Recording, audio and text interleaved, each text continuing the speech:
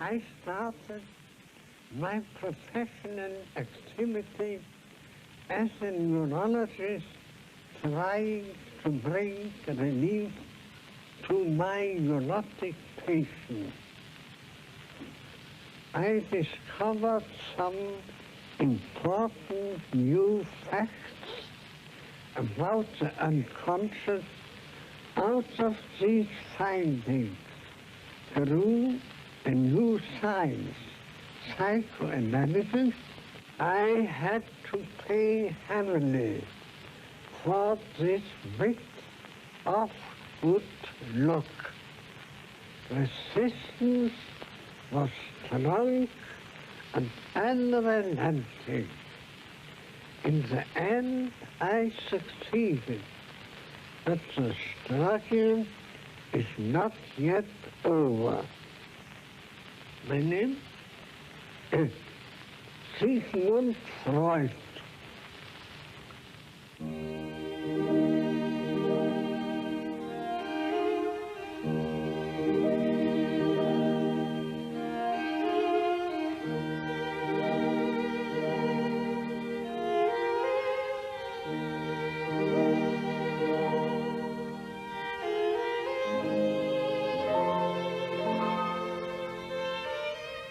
Pendant un demi-siècle, Sigmund Freud vécut à Vienne dans une rue tranquille, au 19 de la Bergasse. Dans cette maison, il pratiqua la psychanalyse et rédigea son œuvre. Explorateur des profondeurs de l'inconscient et initiateur d'une des grandes aventures intellectuelles du XXe siècle, il voulut toute sa vie éclairer le côté nocturne de l'âme. Son divan fut un lieu d'investigation, un laboratoire où il reçut de ses malades son expérience et son savoir clinique. Il brisa les tabous liés à la sexualité et permit aux femmes de s'émanciper. Après avoir construit l'essentiel de ses théories, il décida de réunir chez lui un groupe d'hommes, médecins, historiens et écrivains, pour former la première association freudienne, la Société psychologique du mercredi.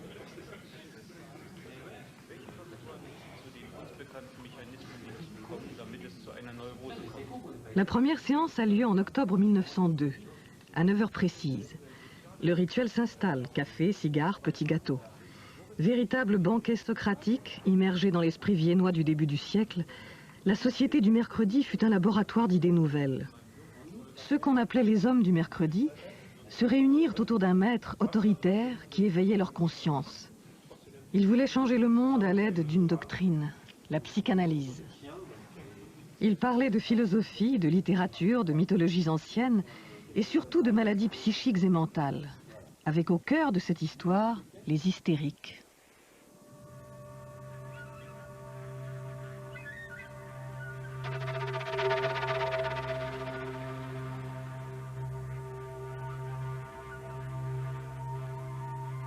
À l'hospice de la Salpêtrière, ancien arsenal construit sous Louis XIV, les folles sont isolées dans le quartier spécial des incurables et enchaînées.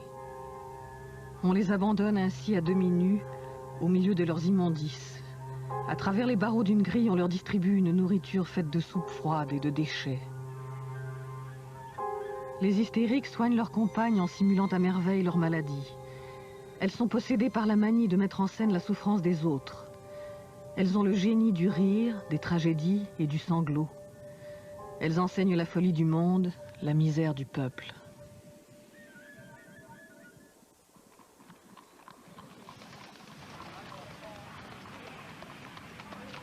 Freud arrive à Paris un matin d'octobre 1885.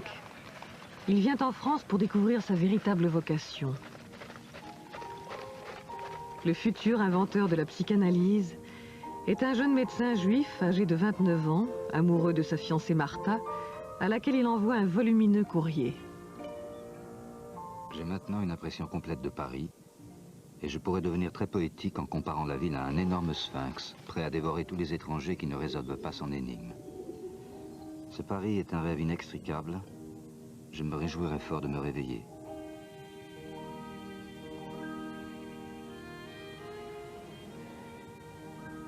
Freud vient à Paris pour suivre les leçons cliniques de Jean-Martin Charcot, le plus grand neurologue de l'époque. Né en 1825, dans une famille modeste, il exerce ses talents à l'hospice de la Salpêtrière.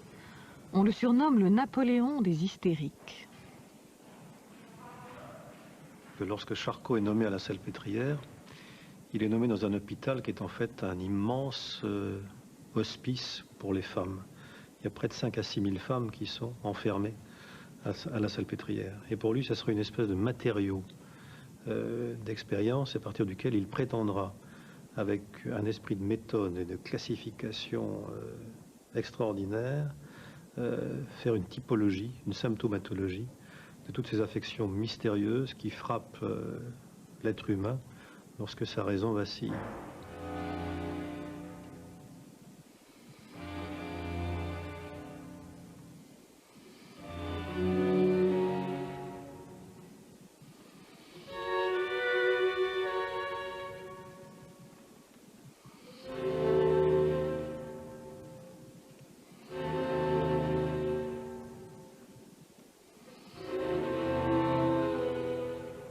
Connue depuis l'Antiquité, l'hystérie apparaît aux yeux des savants de la fin du siècle comme une maladie de l'utérus qui saisit le corps des femmes.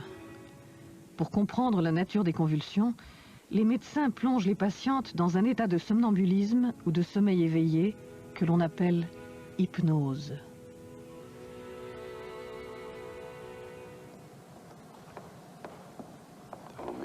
Rapprochez, ma sœur, rapprochez.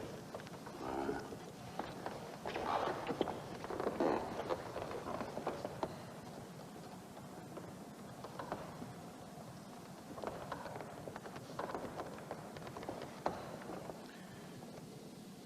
La méthode de Charcot sera popularisée par ce fameux tableau de Brouillet, la leçon clinique de Charcot, les fameux mardis de Charcot à la Salpêtrière, où assistait toute la bonne société libérale et républicaine de Paris. Toute cette époque, 1860-1880, plonge dans la névrose hystérique. Emma Bovary est un magnifique cas de petite hystérie ou de petite hystérique. Baudelaire lui-même, dans son journal, parlera de la nécessité pour lui, poète, de cultiver jusqu'à la jouissance et la terreur son hystérie.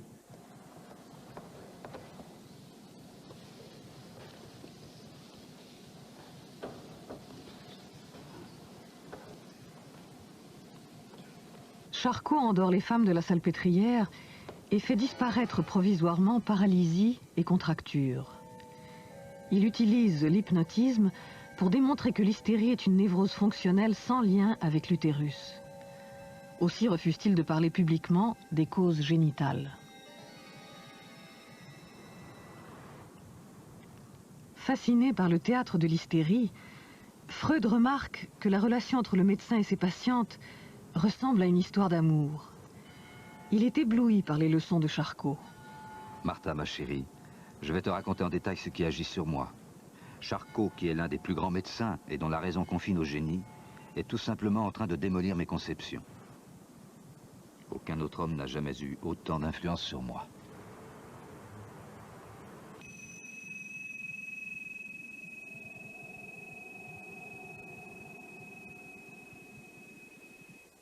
À partir de Charcot, Freud invente un lien nouveau entre hystérie et sexualité. L'hystérie, telle est la maladie dont Freud s'empare à l'orée du siècle pour avertir les hommes de leurs blessures originelles. La psychanalyse est une manière particulière de raconter l'angoisse, l'oubli, le souvenir, le temps, le déchirement. À la Salpêtrière, le sexe des femmes parle à l'aide de convulsions. Aucune expérience de laboratoire ne saurait en venir à bout. Avec l'invention de la psychanalyse, les cris et les mouvements de la chair seront entendus, verbalisés. Ils deviendront un langage.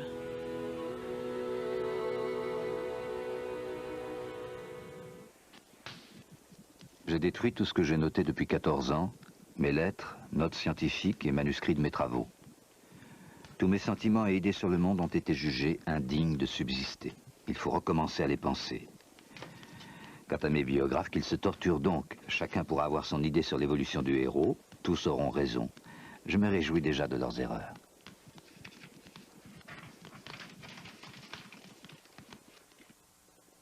Freud est d'abord un homme sombre, compliqué, ambitieux, d'une intelligence extraordinaire et qui a un très grand désir d'être un grand homme. Dès le début, il a envie de faire des grandes découvertes. Je crois que ça n'est pas pour rien qu'il s'est comparé lui-même à un aventurier, à Christophe Colomb, et qu'il adorait les conquérants, Hannibal et Napoléon notamment, c'est-à-dire des conquérants militaires. Freud est habité par un grand désir, non pas de réussir au sens de faire des affaires. Après tout, il vient d'un milieu de la bourgeoisie juive, commerçante, c'est pas du tout ça. Il rêve d'être un homme de science, il rêve d'être un savant et de changer le monde.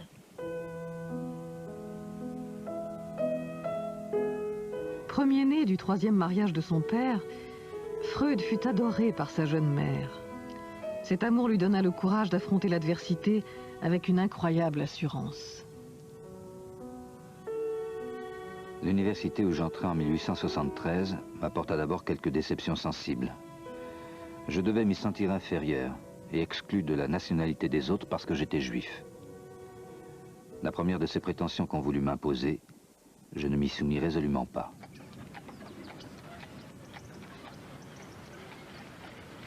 À l'Institut de physiologie de Vienne, Freud fait la connaissance de Joseph Breuer, un médecin juif spécialiste des maladies nerveuses, qui sera pour lui une figure paternelle. And one day, Breuer told him about this great case, NO, that had happened much earlier in 1880-82, and Freud kept saying, tell me more, tell me more, tell me more. And it turned out to be an intelligent young woman who had very severe, what later came to be called hysterical problems. She forgot her own language. She refused to drink water out of her cup. She had paralyses, which were hysterical paralyses, and all of this was very odd. Anna O, de son vrai nom Bertha Pappenheim, est une jeune fille de la bourgeoisie viennoise. Elle a 20 ans quand surviennent ses premiers troubles.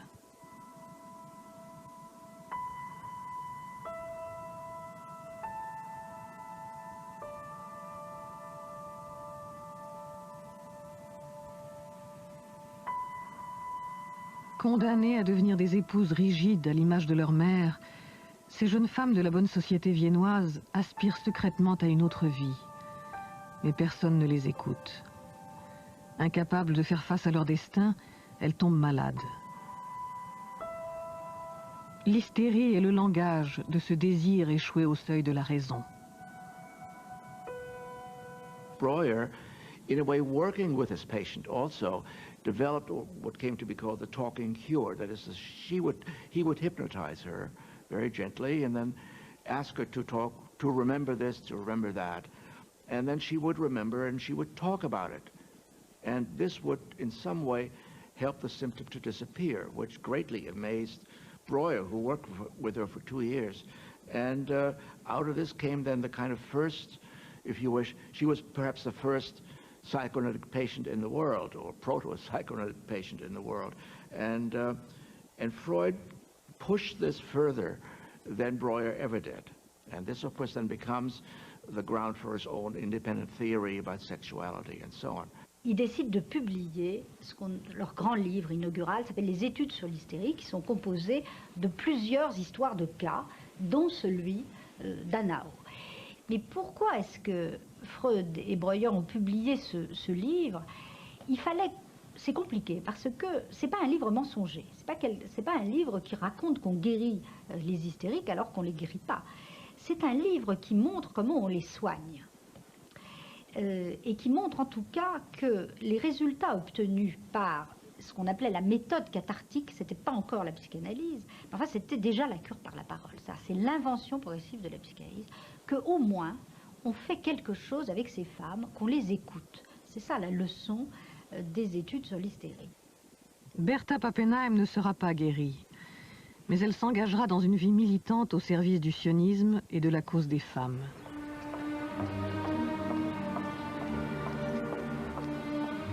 Dans l'imagination des voyageurs, la ville de Vienne évoque les cafés baroques, les pâtisseries élégantes. Impériale et cosmopolite, elle accueille les styles les plus divers. Freud avait une aversion profonde pour Vienne. Il n'y voyait qu'hostilité à sa doctrine. Il ne sut pas comprendre que se produisait sous ses yeux une effervescence culturelle qui le façonnait à son insu, une manière neuve de penser la subjectivité, que résume à merveille cette phrase de l'écrivain Hugo von Hofmannsthal: « Nous ne possédons pas notre moi, il souffle sur nous de l'extérieur, nous fuit pour longtemps et nous revient dans un soupir. » En automne 1886, je m'installais comme médecin à Vienne et épousais la jeune fille qui m'avait attendu pendant plus de 4 ans dans une ville lointaine.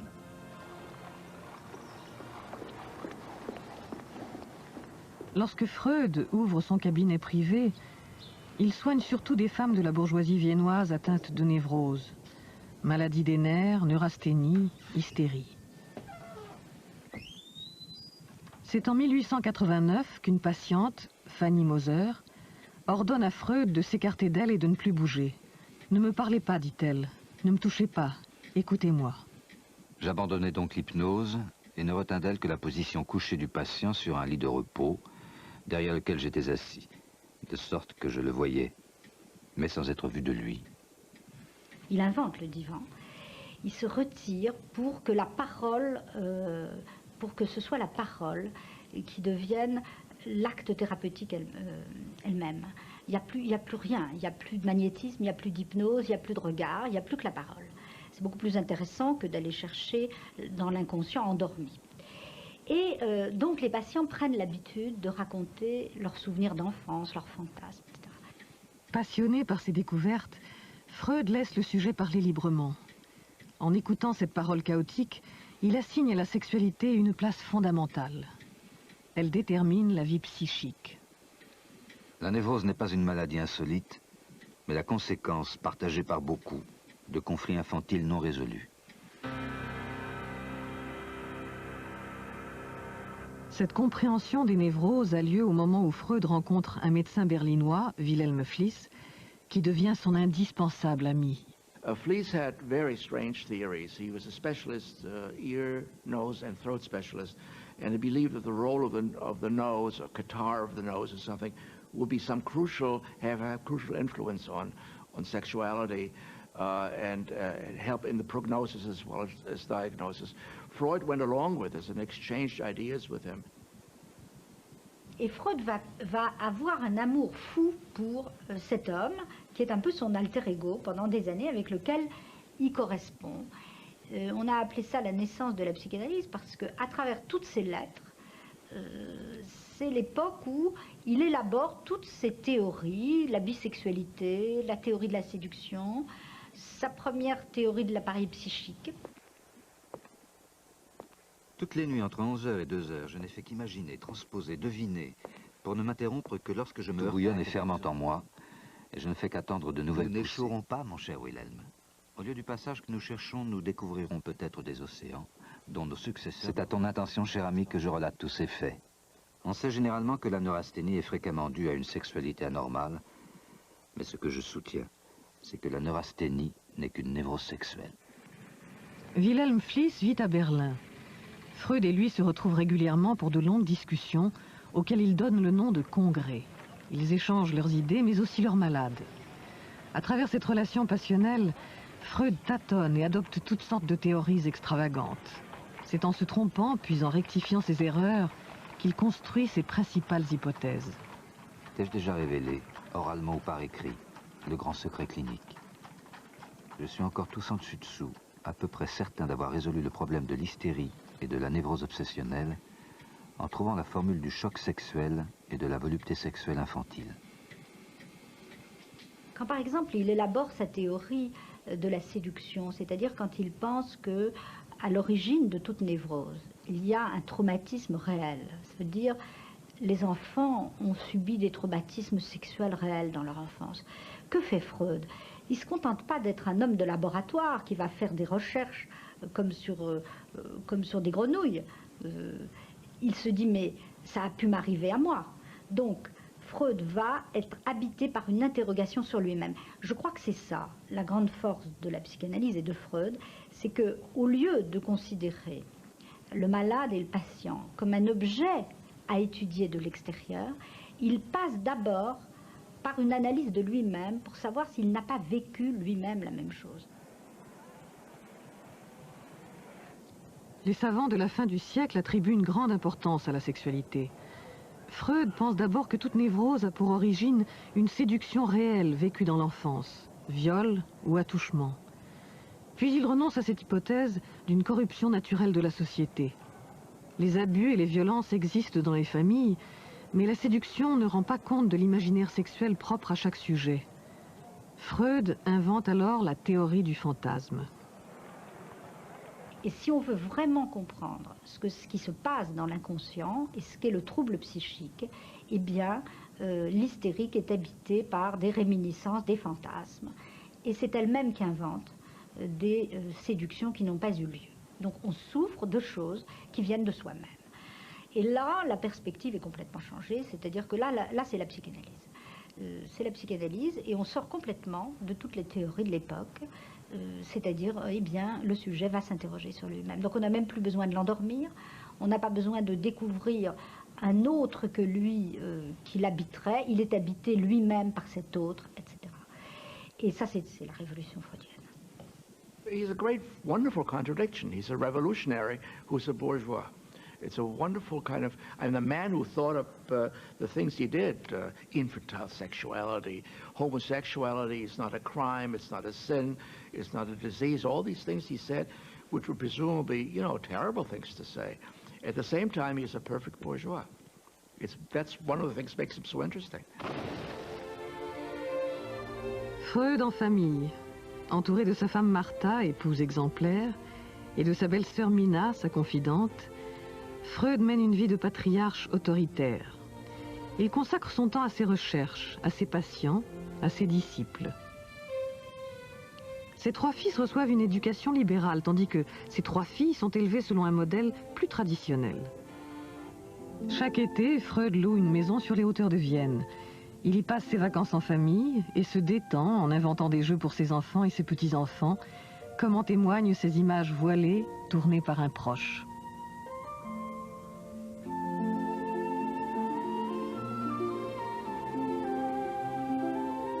He does not, at least as far as I know, have mistresses. He does not take advantage of his female patients, although, in fact, he begins to understand, and in one of his papers on technique, he writes about this very well, that he talks only about female patients falling in love with a psychoanalyst, and he points out that the analyst should not be proud of that, because the patient is not really falling in love with him, but with someone else for whom the analyst is only a kind of stand-in, a substitute. And the thing to do is not to have an affair, but to analyze what's going on. And he uses very nice, cool, you know, technical language like positive transference in order to show that there's no reason to regard yourself as handsome and irresistible when you're only being, you know, as I said, a substitute for someone in real life. And that the situation on the couch and behind the couches the analyst sits is not what might be called real. It's real enough, but it's not like the outside world.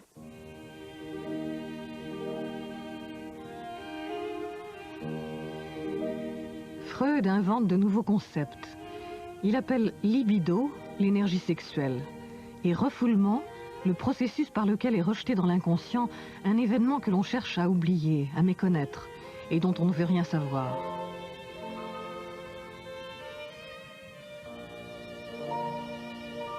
Dans l'inconscient, rien ne finit, rien ne passe, rien n'est oublié.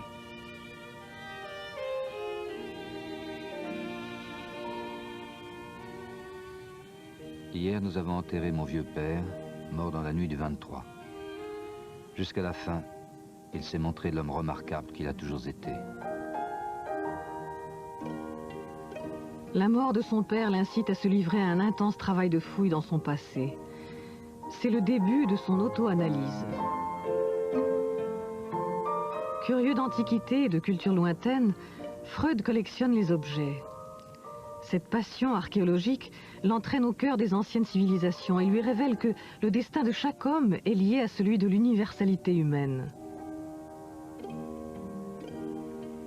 Entouré de ses statuettes, ses multiples figurines, romaines, chinoises, grecques, égyptiennes, il analyse les rêves de ses patients et les siens. Il les interprète comme on déchiffre une langue inconnue.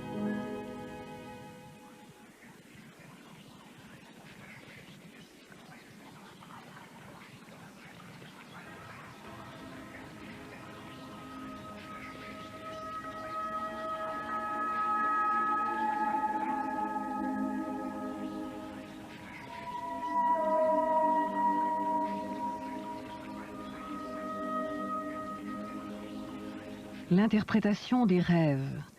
Dans ce livre magistral qui ouvre le XXe siècle, Freud voyage au-delà de la conscience et du sommeil.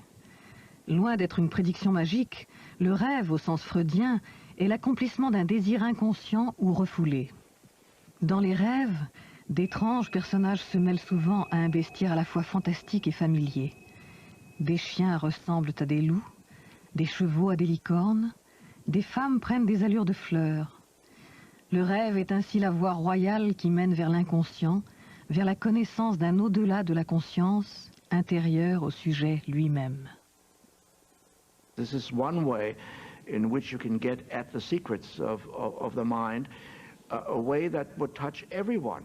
Now the book is pretty technical, although it's extremely well written and really amusing and even full of suspense, as he gives you examples of dreams and then interprets them in front of you and tells you about the mechanisms, except for the last chapter, the famous 7th chapter, which is the theoretical chapter, which is harder to read. The rest, any adult could read with profit and with very little difficulty.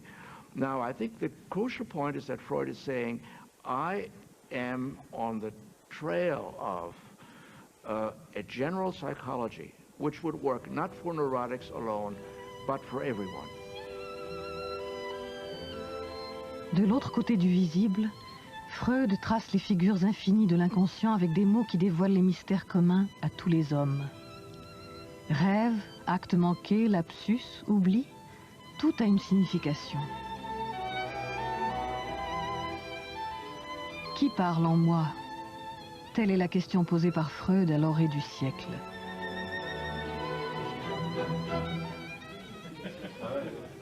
Le livre sur les rêves marque une nouvelle étape dans la vie de Freud et le début des soirées du mercredi. Brouillé avec son ami berlinois Wilhelm Fliess à cause d'une sombre histoire de vol d'idées, Freud a besoin de transmettre son savoir. Autour de la longue table ovale, les hommes du mercredi sont de plus en plus nombreux. Comme le monde dans lequel ils vivent, ils sont déchirés par des conflits. Le désir qui les pousse à comprendre leurs semblables est d'emblée une interrogation sur eux-mêmes, sur leur enfance, leurs parents, leur identité. Presque tous sont juifs.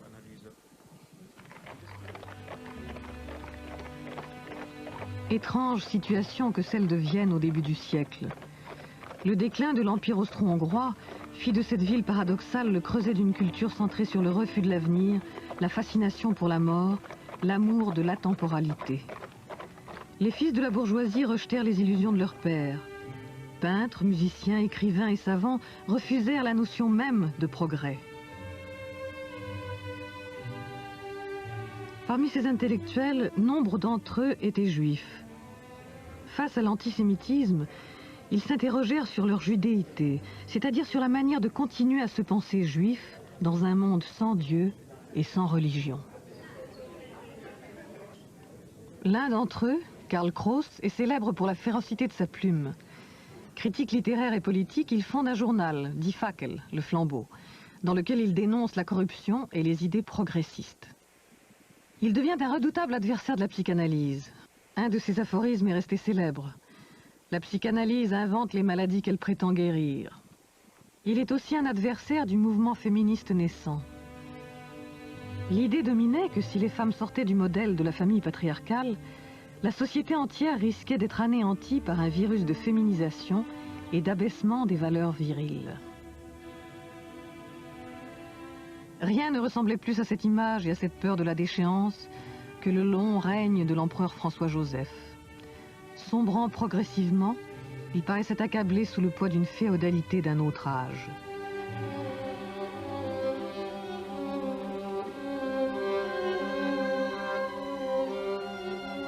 La fin d'un monde accompagne la naissance d'une esthétique nouvelle.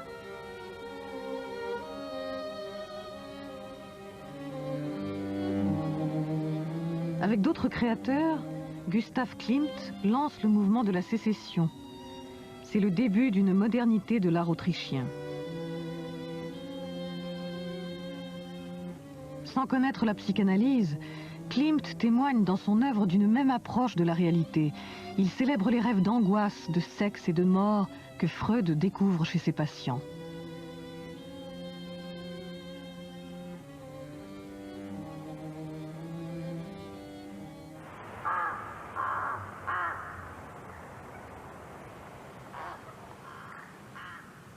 En 1905, Freud publie ses 3 essais sur la théorie sexuelle.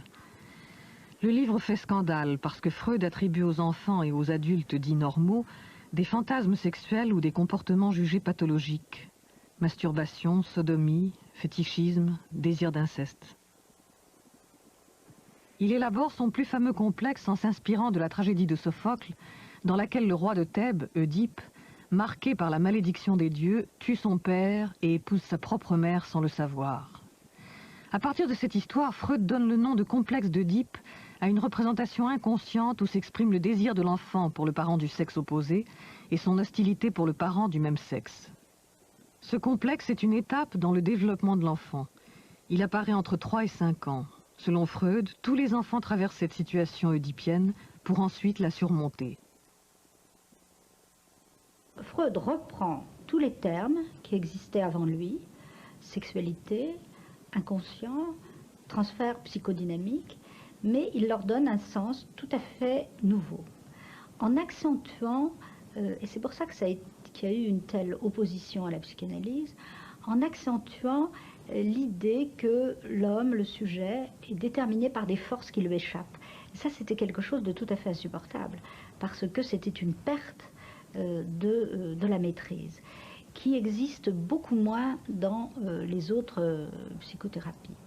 Alors, ce qu'on peut dire en même temps, c'est que s'il a été capable de faire ce travail, c'est-à-dire de mettre à jour ses forces inconscientes, c'est parce que la philosophie occidentale était arrivée à un point de réflexion sur le sujet conscient et sur la conscience très poussé. Il est probable que la psychanalyse n'aurait pas pu naître avant qu'il y ait eu une philosophie de la conscience.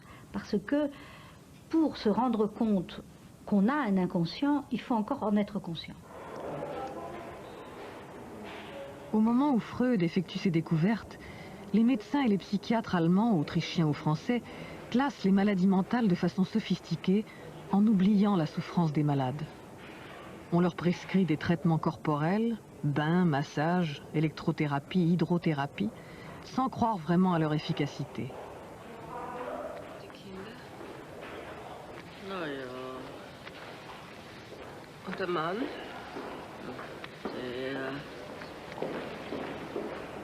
La psychanalyse conteste ce nihilisme thérapeutique en proposant d'écouter la parole du patient et en réinventant l'idée d'une possible guérison.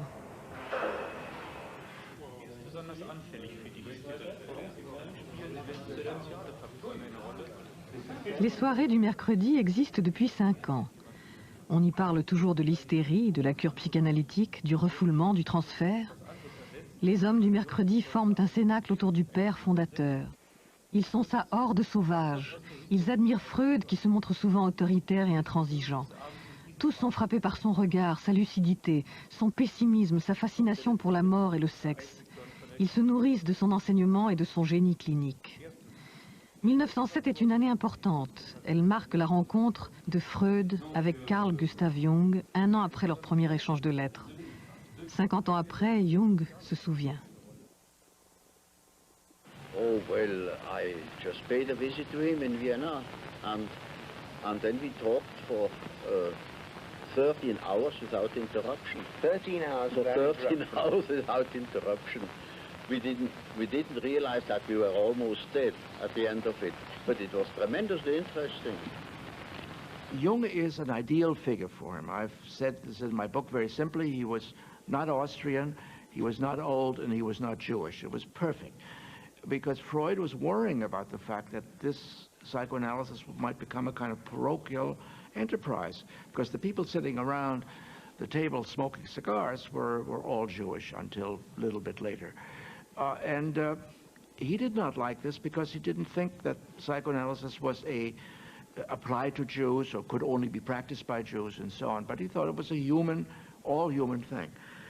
Jung was a very interesting psychiatrist who had done interesting experimental work on association of ideas and so on. Située près de Zurich, la clinique psychiatrique du Burgosli est à la pointe de la recherche dans le domaine du traitement de la folie. C'est là que Jung fait ses années d'apprentissage. Pour Freud, c'est la terre promise, parce qu'il apprend par Carl Gustav Jung, qui est donc l'assistant de Bleuler dans cette clinique, qu'on est en train, au fond, d'expérimenter la méthode des associations libres. C'est ça qu'on expérimente. On fait parler les malades, les patients psychotiques, par des associations qu'on dit automatiques. Et on découvre au fond un univers de langage. On essaye de donner un sens à cette folie particulière que Bleuler va appeler en 1906 la schizophrénie.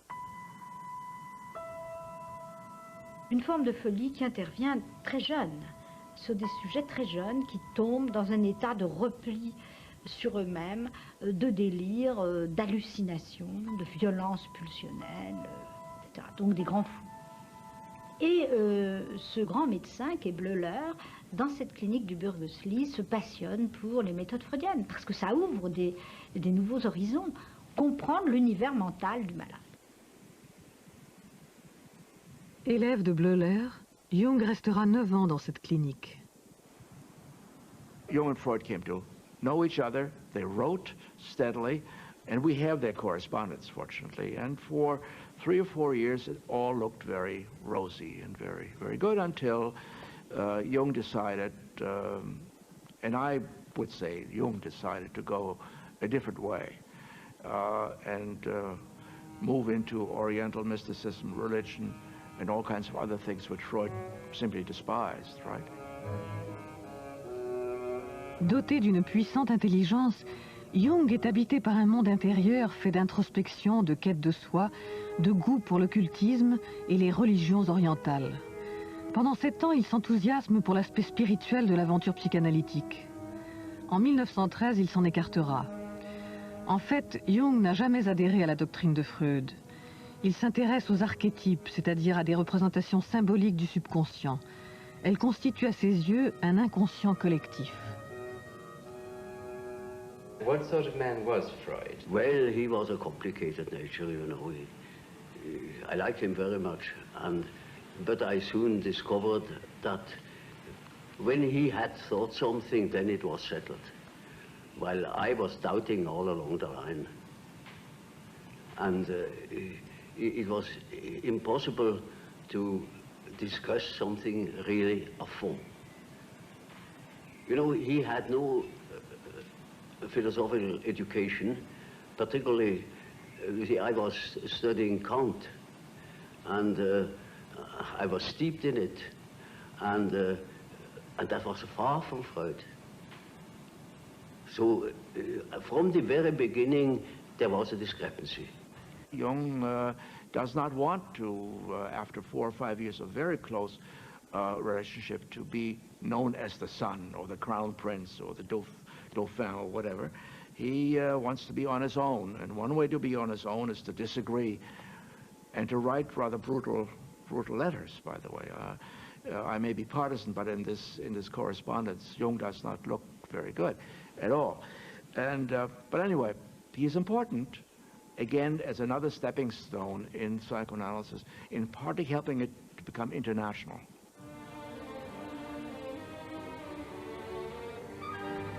Au cœur de l'Empire austro-hongrois, Budapest est la deuxième ville de l'histoire à s'ouvrir au freudisme.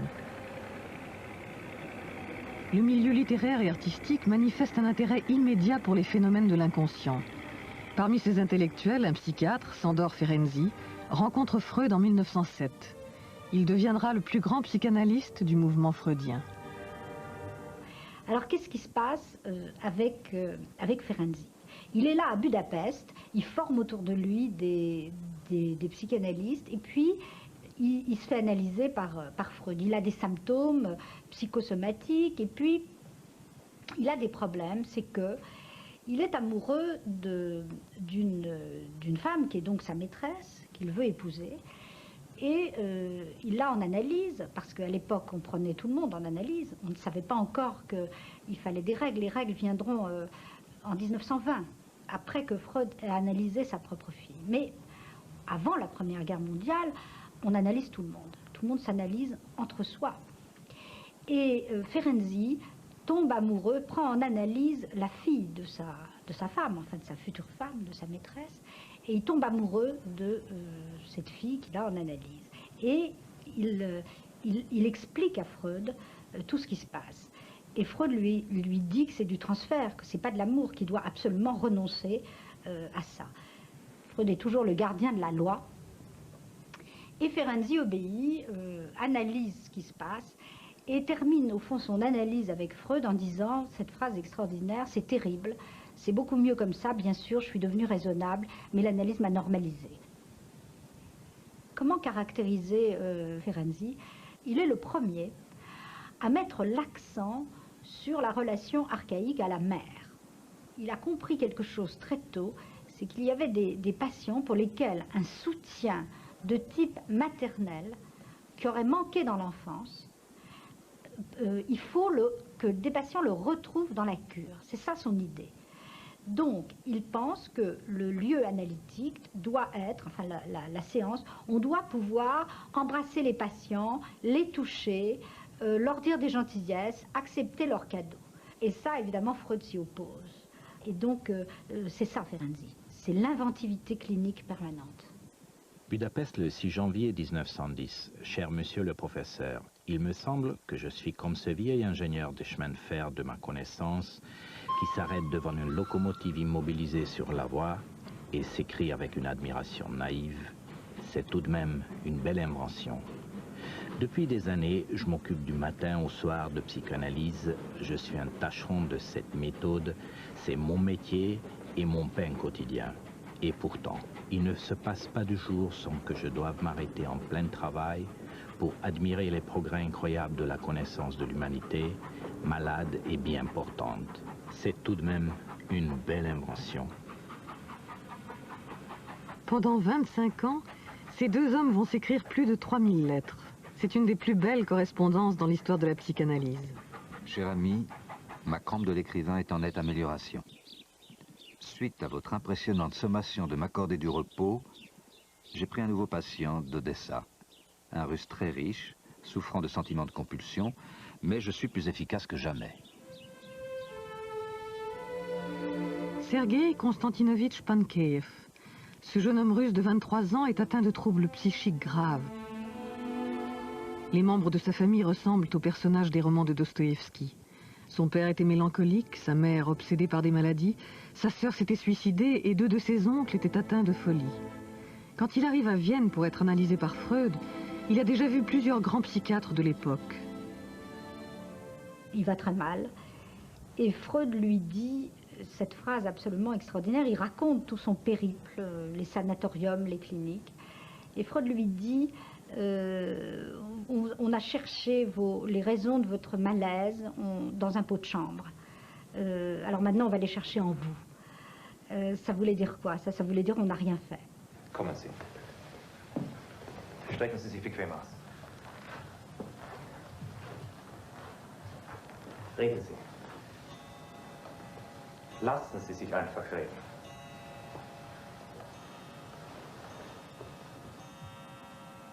Je rêvais qu'il faisait nuit et que j'étais couché dans mon lit. Tout à coup, la fenêtre s'ouvre d'elle-même et à ma grande terreur, je vois que sur le grand noyer en face de ma fenêtre, plusieurs loups blancs sont assis. Il y en avait 6 ou 7. Les loups étaient tout blancs et ressemblaient plutôt à des renards. En proie à une grande terreur, évidemment, d'être mangé par les loups, je criais et m'éveillais. Et à partir de l'interprétation de ces rêves, Freud va identifier l'origine de son trouble sexuel et de sa terreur de la sexualité à partir d'une scène traumatique qu'il aurait vue dans son enfance, c'est-à-dire ses parents faisant au fond l'amour bestialement comme des loups. Au fur et à mesure de l'analyse, Freud reconstruit toute l'histoire de ce jeune homme et la publie sous le titre « À partir de l'histoire d'une névrose infantile ». Analysé plus tard par un élève de Freud qui le surnomme l'homme au loup, Pankeïev s'identifie à son cas. Il devient à la lettre l'homme au loup. Ruiné par la Révolution d'Octobre, il s'installe à Vienne, où Freud mobilise les siens pour lui venir en aide financièrement. Toute sa vie, l'homme au loup sera pris en charge par le mouvement psychanalytique et soigné par les héritiers du maître. Il ne sera pas guéri de ses symptômes, mais transformé par sa longue expérience de la psychanalyse. L'idée d'incurabilité et de curabilité habite tout le domaine de la psychiatrie et des maladies psychiques, beaucoup plus que la médecine, parce que c'est vrai qu'en médecine, on arrive à des guérisons des maladies. On arrive à guérir des maladies en médecine, mais dès qu'on a guéri une maladie, il y en a une nouvelle qui ressurgit. Évidemment, ce n'est pas la même. On n'a plus de syphilis, mais on a le sida. Quand on n'aura plus le sida, il y aura autre chose. C'est-à-dire, la maladie, depuis Bichat, comme l'a démontré Bichat, c'est comme la mort. Ça fait partie du corps biologique. Il y aura toujours des maladies et il y aura toujours une médecine pour essayer de les soigner. Eh bien, la psychanalyse, c'est la même chose. C'est-à-dire, qu'est-ce qu'elle a fait? Elle a guéri l'hystérie des années 1880. Mais alors, qu'est-ce qui s'est passé? Eh bien, les gens, au lieu d'être hystériques, sont devenus dépressifs. C'est-à-dire, les symptômes changent, les maladies changent au fur et à mesure qu'on invente les techniques pour les guérir. Mais on ne vient jamais à bout de rien. Ça, c'est valable en médecine et c'est valable en analyse. Cher monsieur le professeur, c'est seulement par la psychanalyse que d'enfant je suis devenu homme. C'est seulement depuis qu'elle me gouverne que je peux mieux subordonner le principe de plaisir au principe de réalité, mieux réfréner l'absurde gaspillage d'affect. Je me suis à peu près réconcilié avec l'idée de la mort et de la maladie. J'ai appris à traiter et à considérer les humains comme des malades et je ne leur tiens pas rigueur de leur méchanceté, c'est qu'ils n'y peuvent rien. Je réfrène les rêveries ambitieuses en les ramenant à leurs racines infantiles. Votre dévoué Ferenczi.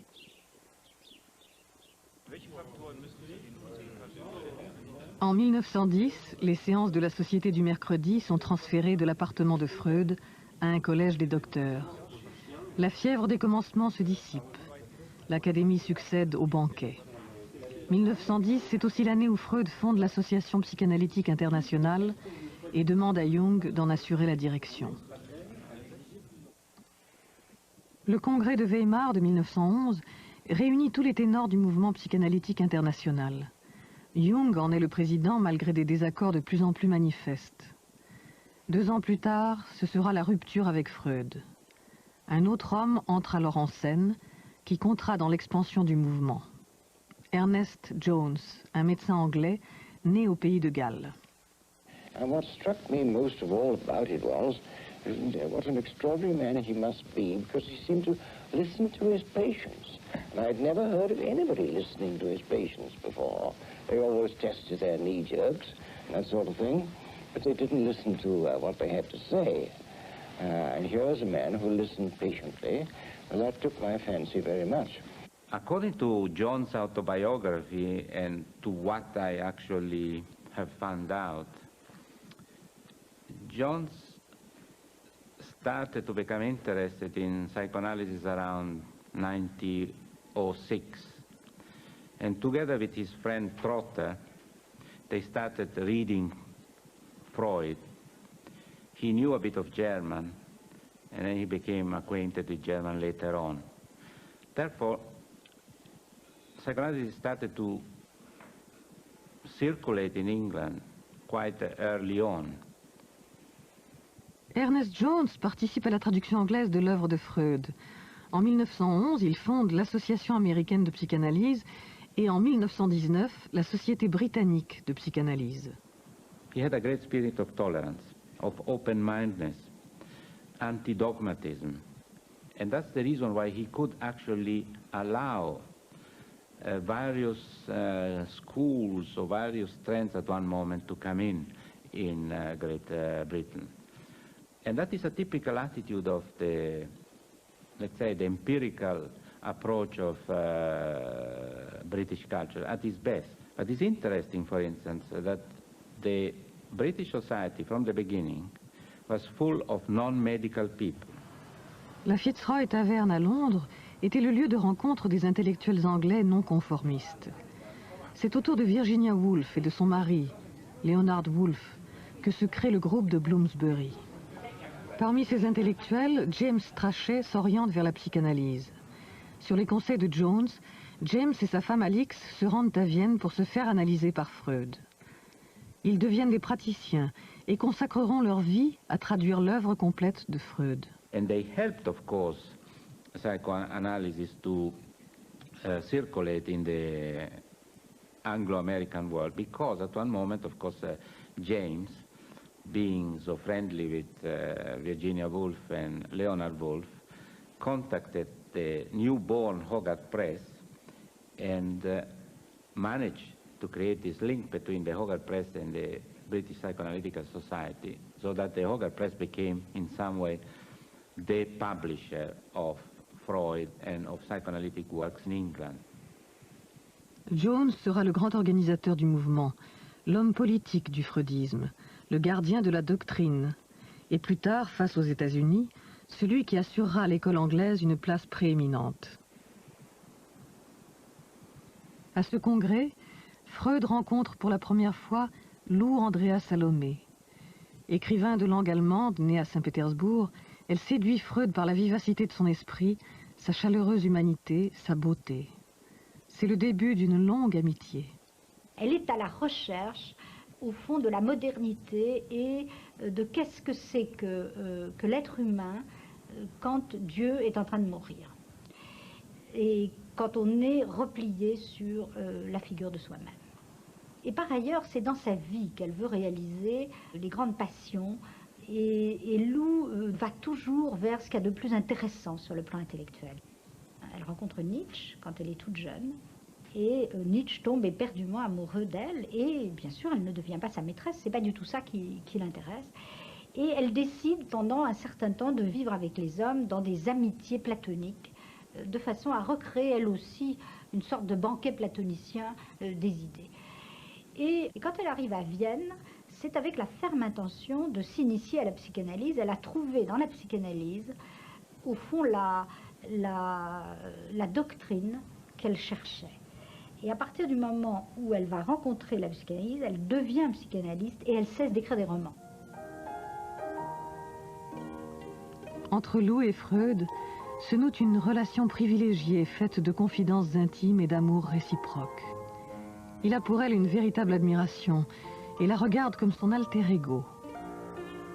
Admise dans le cercle des intimes et reçue avec ferveur à la Société du mercredi, elle s'établit ensuite à Göttingen où elle pratique la psychanalyse tout en échangeant avec Freud une belle correspondance.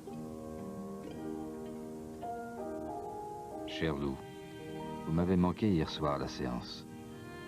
J'ai pris la mauvaise habitude de toujours adresser ma conférence à une certaine personne de mon cercle d'auditeurs et ne cessais hier de fixer comme fasciné la place vide que l'on vous avait réservée.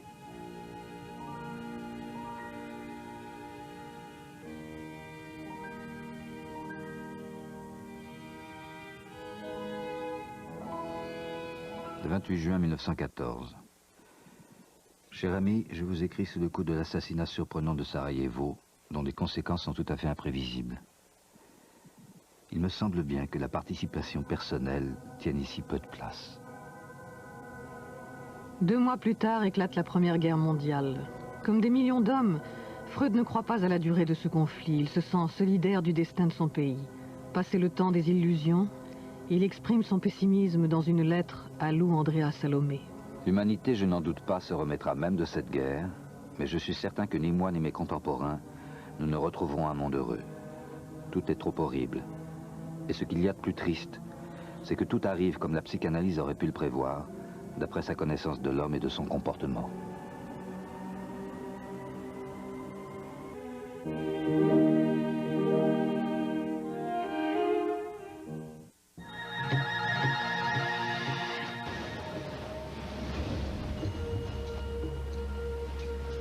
No Ano Internacional dos Oceanos, o GNT mergulha fundo numa superprodução.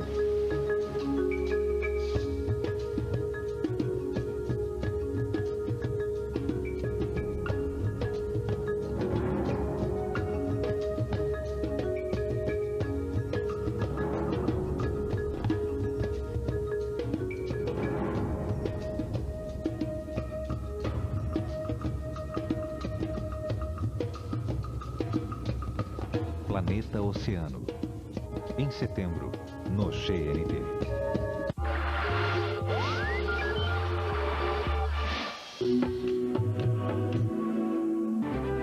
No início do século, o homem buscava a aventura de explorar o mundo. Um grande desafio que começou a ser vencido rapidamente. Nosso século foi marcado por enormes conquistas, mas inúmeras vezes fomos lembrados do insuperável poder da natureza. Tanta ambição colocou em risco o equilíbrio ecológico do planeta e ameaça a sobrevivência da espécie humana. This Century, neste domingo, meia-noite, no GNT.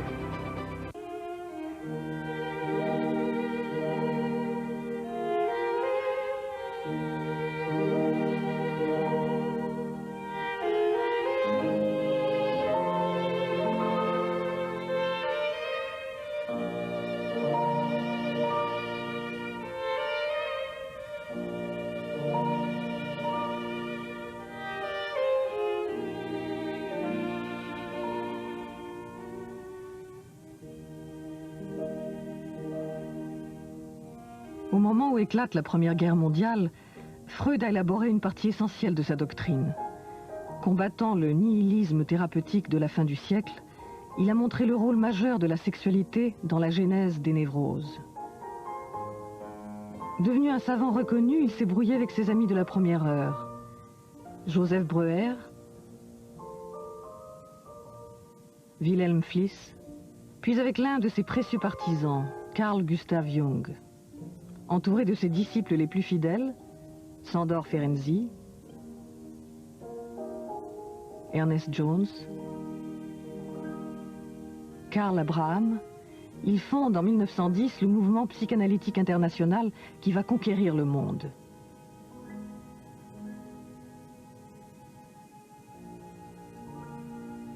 Il vit à Vienne avec ses 6 enfants et 2 femmes qui veillent sur lui. Martha, son épouse, qui ne s'intéresse guère à la psychanalyse, et Mina, la sœur de celle-ci, qui au contraire l'accompagne dans ses recherches.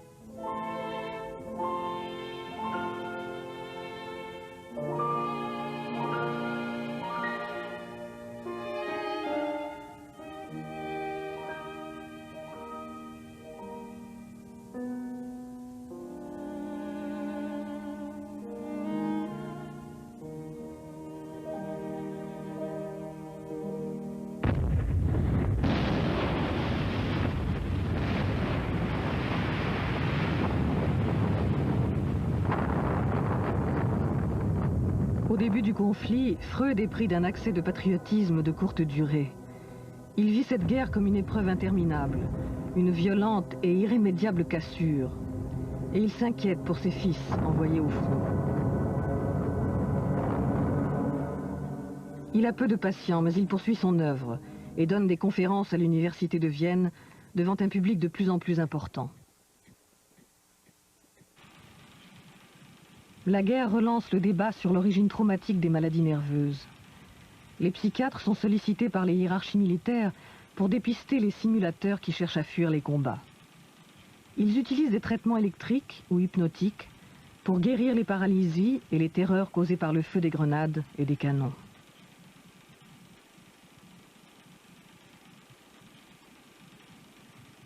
Les soldats traumatisés sont souvent remis sur pied en une semaine.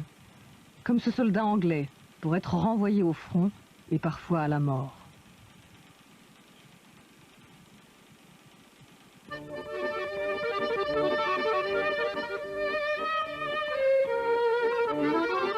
Après la Première Guerre mondiale, le paysage de la psychanalyse se transforme.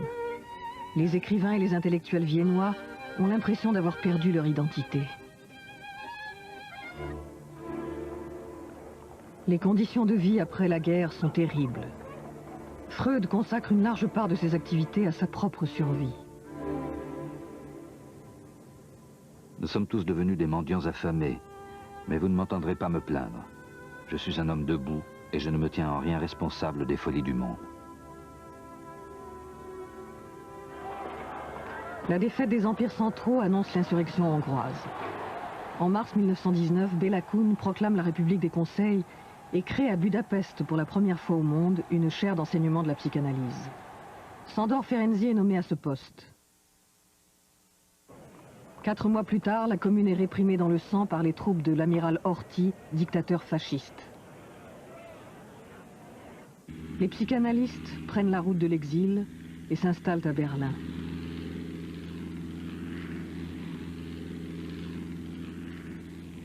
Durant les premières années de la République de Weimar, Berlin, où existe déjà une forte tradition psychiatrique, devient un laboratoire pour l'essor de la psychanalyse. La capitale allemande accueille l'avant-garde du mouvement psychanalytique mondial.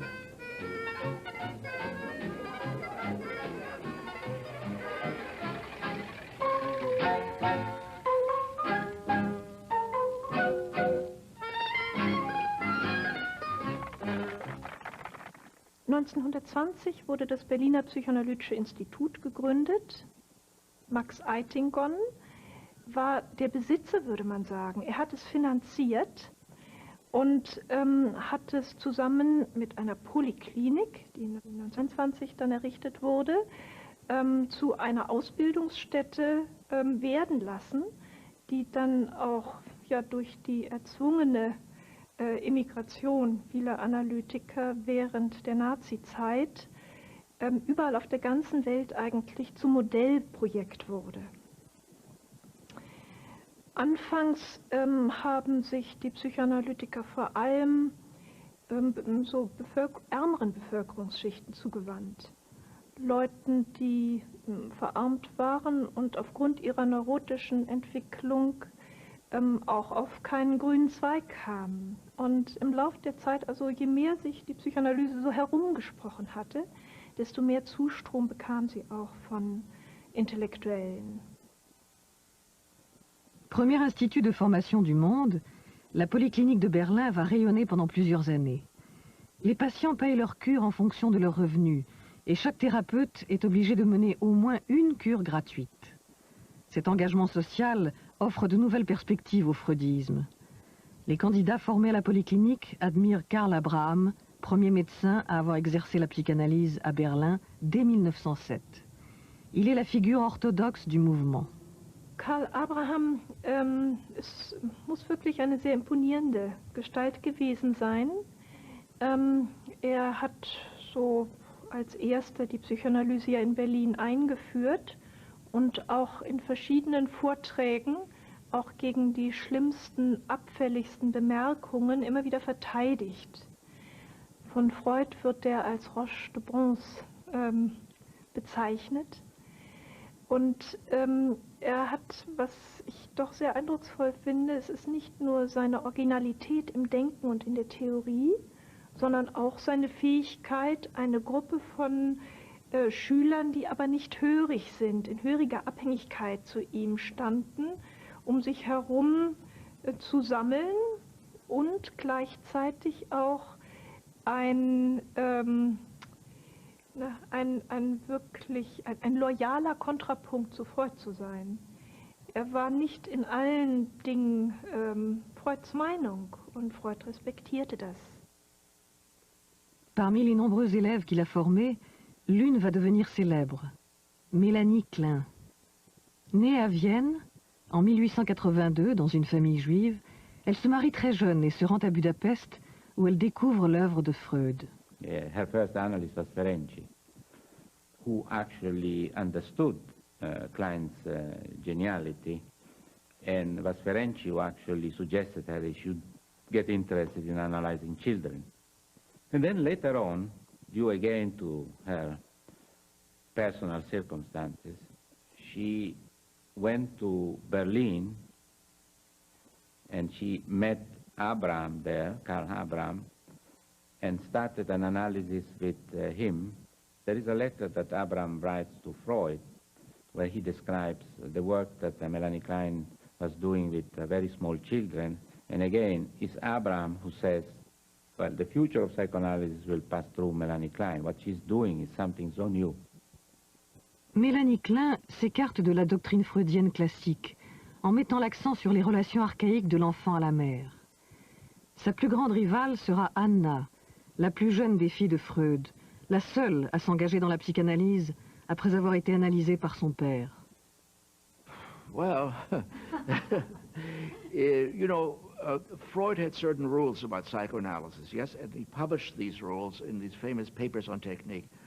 And one rule was you do not analyze anybody who's close to you, like a friend. The idea is that the ideal is to analyze a stranger. It seems as though Freud did not read Freud, you know, because he analyzed his own daughter from 1918 on, which is, from a technical point of view, simply terrible. The two of them were virtually merged. I mean, once Freud discovered that she was brilliant, totally loyal, really indifferent to other men, and that she really, the man in her life was her father, and the woman in his life became his daughter. She became simply his alter ego. Antigone de la famille, Anna voit à son père une passion démesurée. Elle est à la fois sa disciple la plus fidèle, sa confidente la plus proche et son infirmière la plus dévouée. Elle deviendra un chef d'école et l'amie de tous les Viennois exilés dans le monde. En 1920, Freud est frappé par la mort soudaine d'une autre de ses filles, Sophie, sa chère, éblouissante Sophie, emportée par une épidémie de grippe.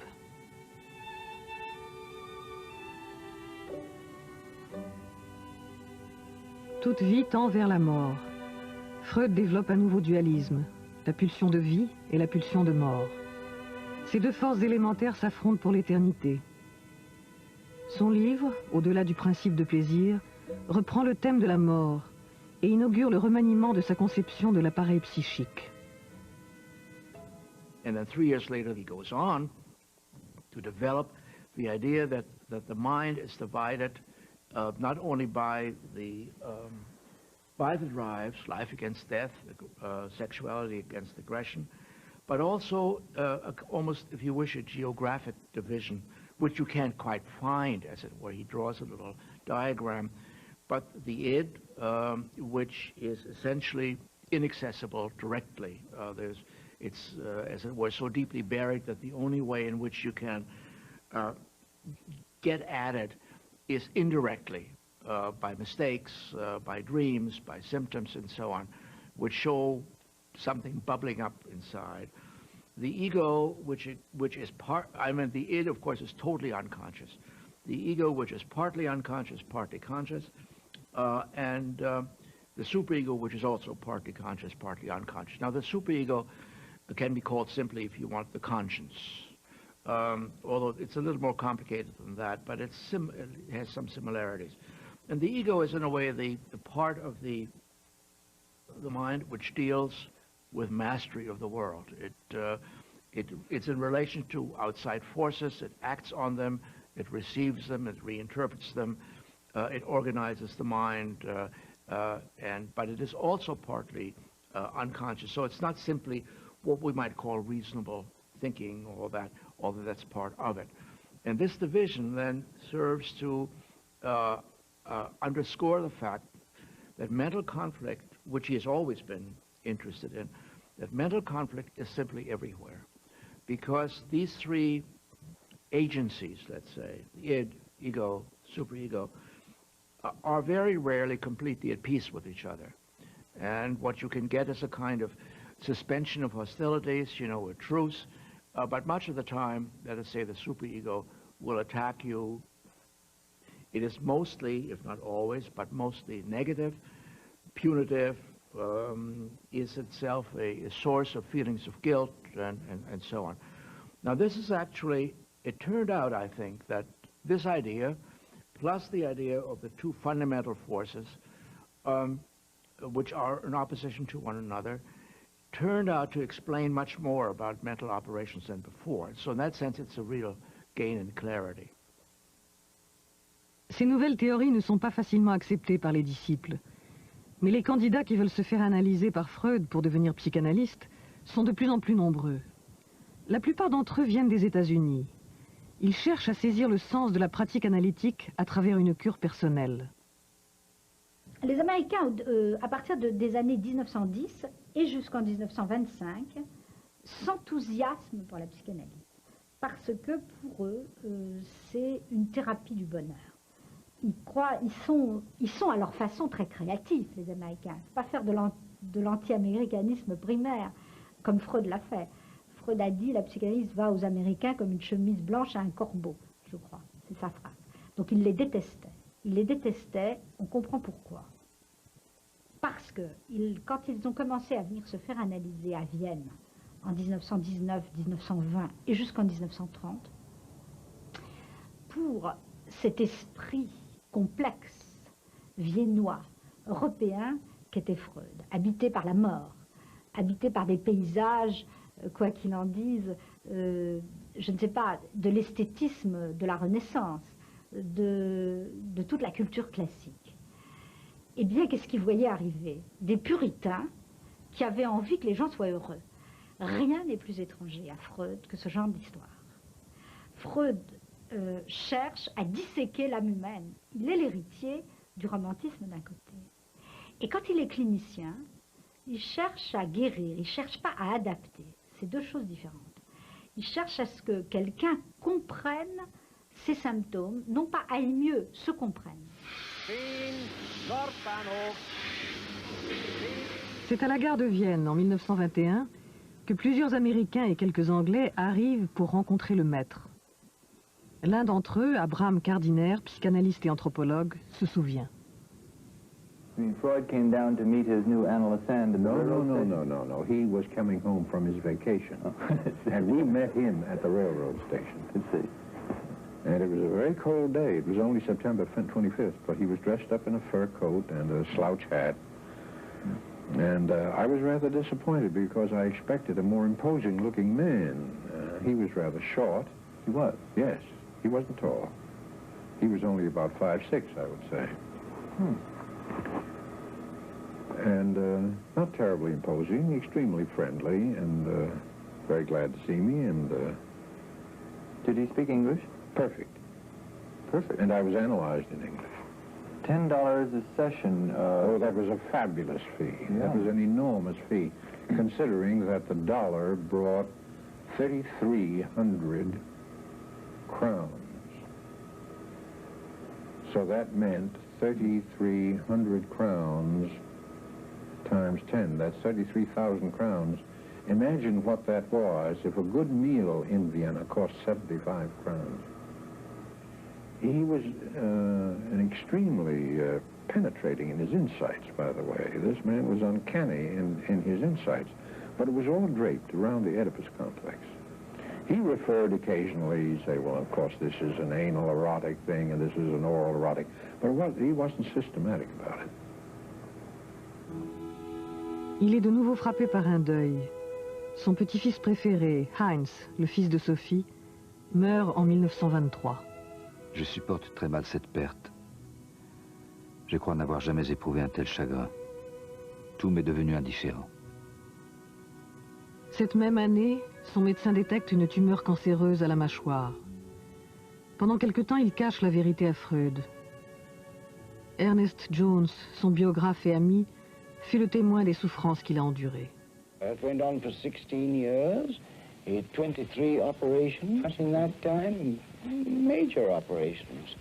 with all sorts of things being done in between in the way of radium or X-rays or diathermy or different things to torture him, you may say, and manufacturing complicated dentures. Well, he was really never free of discomfort and mostly of pain. 16 years, which he bore with exemplary fortitude, resignation, quietness. Only once in all that time ever heard him complaining. And that was when he was really, it was almost unbearable. And he said, this is really unnecessary. Berlin 1925. Karl Abraham meurt brutalement à 48 ans.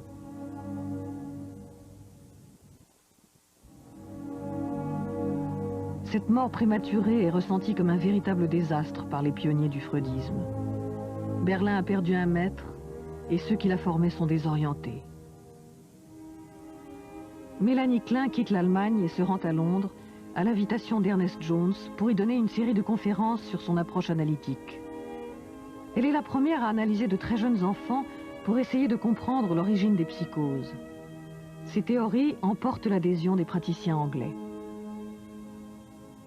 Her own ideas were practically that there was an original, although very primitive, relationship between the baby and its own environment, first of all with the mother, but as she called it, as a partial object, as a breast, as a piece of her body and so on, which gradually developed and became then more and more coherent. But what she was claiming is that according to her, the idea of a primary narcissism, i.e. a non-relationship between the baby and the mother, was something that she could not accept. That since the beginning of the life, there was some sort of awareness in the baby of the existence of somebody outside him that was not him. Fraction of seconds sometime, then the baby got back to his delusion or illusion that he was fused with the breast of the mother. But according to Melanie Klein, this is a fundamental structural characteristic of our life. It's a very, in some way, tragic vision.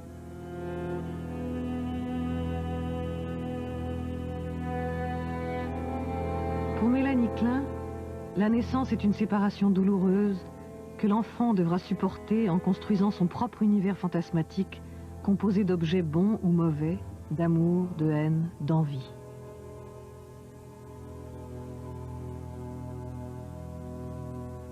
Elle est la première à développer une technique de jeu qui permet d'accéder à l'inconscient des enfants de 2 à 3 ans. En observant la manière qu'a l'enfant de jouer, elle déchiffre ses fantasmes et tente de saisir l'origine des psychoses infantiles. À mesure qu'elle élabore son système, elle en vient à situer le complexe d'Oedipe dès la première année, et non vers 2 ou 3 ans comme l'avait supposé Freud. If one wants to have an idea in visual terms or in cultural terms of what Melanie Klein was trying to describe with her notions of unconscious fantasies, one could maybe use some experience related to contemporary art in general. One could be really Max Ernst. Think of the forests of Max Ernst. When you get near and what you see, these monsters.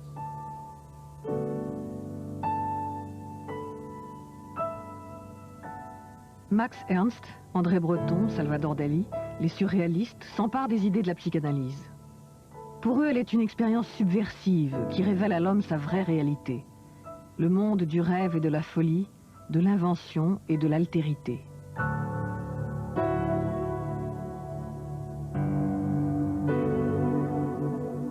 Freud a été, je crois, très effrayé lorsqu'il a rencontré Breton, Salvador Dali encore plus. Pour lui, manifestement, c'était des énergumènes qui utilisaient sa théorie sans l'avoir bien comprise et qui était plus du côté de la bouffonnerie ou de la dérision que du côté d'une démarche littéraire ou artistique valide. Encore une fois, Freud est quelqu'un qui reste fidèle à une esthétique très classique et, si je puis dire, goethéenne, d'ordre et de clarté et de lucidité. C'est un homme des Lumières. Donc la déraison surréaliste mise en œuvre lui paraît une aberration totale.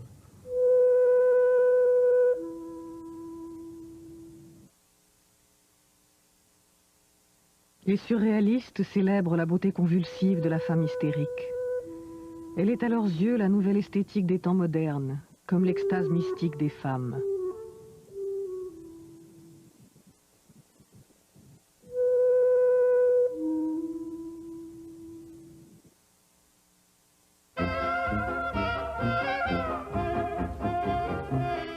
Le Paris des années 20 a changé de visage. Les rues sont pleines de bruit, les cafés regorgent de lumière. C'est le début des années folles. Les femmes ont raccourci leurs robes et coupé leurs cheveux. Partout éclate un nouveau style de modernité. La psychanalyse fait son entrée avec retard dans le monde médical français et dans les salons littéraires. Alors pourquoi est-ce que la France est en retard?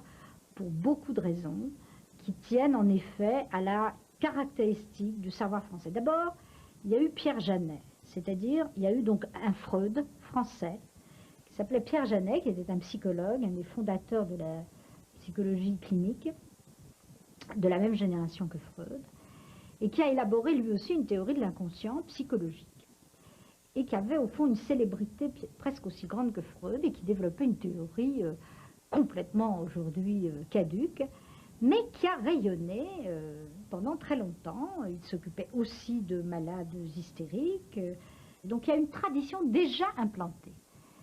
Il y a en outre quelque chose vraiment de très fort, c'est le pays probablement le plus germanophobe pour des tas de raisons. Deux guerres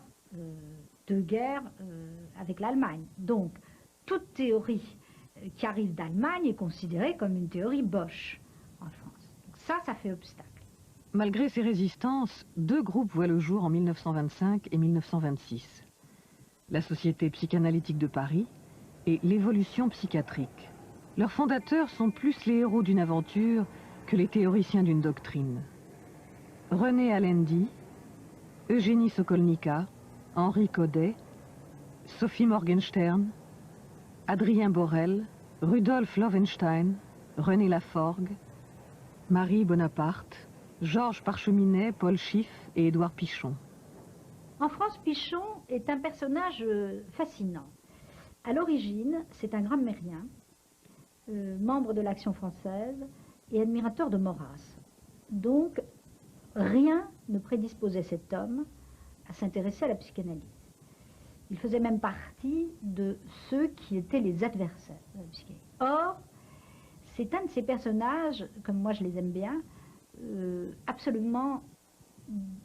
c'est un personnage paradoxal qui va s'intéresser quand même à Freud au prix d'une distorsion personnelle extraordinaire. Pourquoi? Parce que Pichon, c'est la grammaire d'Amourette et Pichon que nous avons tous étudié dans notre enfance sans le savoir. C'est par l'intérêt qu'il porte à la langue et donc au concept et à l'idée que la langue façonne le sujet, qu'il va s'intéresser à Freud. Il veut fabriquer un mélange de grammaire freudienne et de psychanalyse française. Et il va essayer de théoriser, de donner un contenu intelligent à cette psychanalyse à la française. Alors bien entendu, je ne sais pas comment dire, pour Freud, tout ça est des aberrations françaises. Pichon, ça n'existe pas pour Freud. Un deuxième personnage, beaucoup plus complexe, c'est René Laforgue, qui est né en Alsace, et en Alsace allemande. Donc lui a une très longue correspondance avec Freud, c'est un psychiatre, spécialiste des psychoses, et c'est lui le fondateur du mouvement psychanalytique français. C'est lui qui envoie Marie Bonaparte à Freud. Arrière-petite-nièce de l'empereur et richissime princesse de Grèce, Marie Bonaparte est obsédée par ses problèmes sexuels et dévorée par l'ennui de sa condition d'altesse royale. En 1925, elle fait la connaissance de Freud. Son analyse avec lui fera d'elle une autre femme. Freud écrira à René Laforgue. La princesse fait une très belle analyse, c'est une femme remarquable, homme pour plus de la moitié. Marie Bonaparte met sa fortune et son pouvoir au service du mouvement et traduit les œuvres du maître. Elle se rend fréquemment à Vienne et devient une amie de la famille.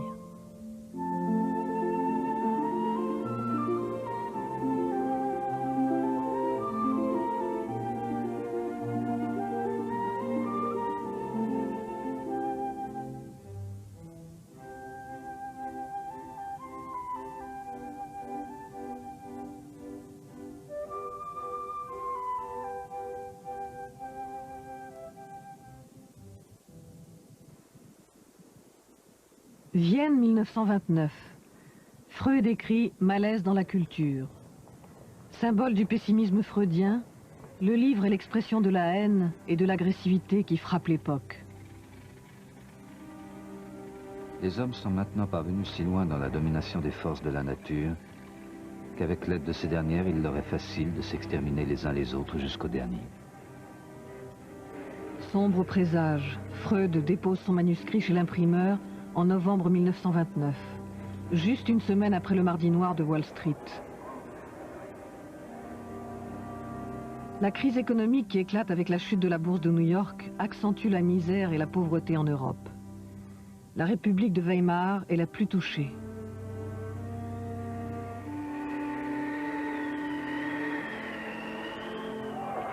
En Allemagne, les incidents se multiplient, créant un climat de peur et d'insécurité qui profite au national-socialisme. En janvier 1933, Hitler est élu chancelier. La peste brune s'abat sur un monde qui n'a connu que peu d'années de paix. Ma langue est l'allemand, ma culture, mon œuvre sont allemandes. Je me suis considéré comme un intellectuel de culture allemande jusqu'à ce que j'ai remarqué la croissance d'un préjugé antisémite en Allemagne et en Autriche allemande. Depuis, je préfère me dire juif. Freud a toujours défini son judaïsme ou sa judéité sans définition. C'est comme les théologiens du Moyen Âge qui ont essayé à définir Dieu par ce qu'on appelle via negationis. On ne peut pas dire ce que c'est Dieu, mais on peut dire ce que Dieu n'est pas. Alors il dit, de temps en temps, je ne suis pas juif par religion. Je ne suis pas juif par nationalisme. Je ne suis pas. Et après tout ça, par exemple dans ce préface, il dit, vous avez le droit de me demander, sans toutes ces choses, comment vous trouvez que vous êtes juif? Qu'est-ce que ça veut dire? Et sa réponse essentielle, c'est « Je ne peux pas mettre cette chose dans des mots. Peut-être un jour, la science comprendra, mais c'est une question